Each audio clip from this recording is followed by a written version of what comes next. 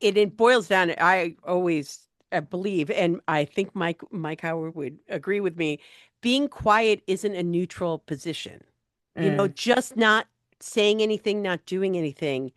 It's still saying something. It's a negative proves a positive. I don't know, but it's that if you're not saying anything, then you're letting other people tell that story should they choose to.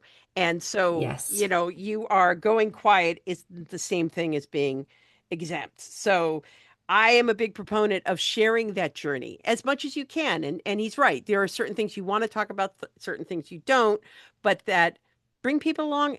There was a great our lovely pal Michael at Okta did a wonderful like real. I loved this piece they did. It was this is how we had to negotiate with landlords, and this is what we gave this, and it was really specific case study of how they Mm, navigated the the goals they're trying journey. to reach. Yeah, and Yeah. it's kind of real, and it's is it fireworks going off? No, it's but this is a real moment, and this is how we attempted and we shared.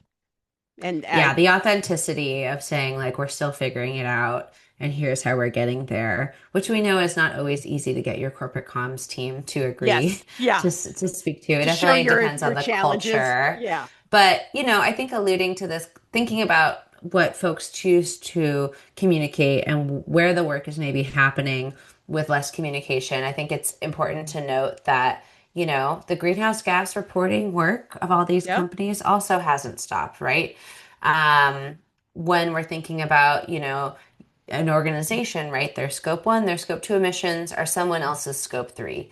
You are always in someone else's value chain, whether you personally report or not. So a company can decide to stop talking about its emissions publicly, but sure enough, yeah. customers, investors, the bigger players up and down the chain are still going to come asking, and it's going to be harder and harder to opt out.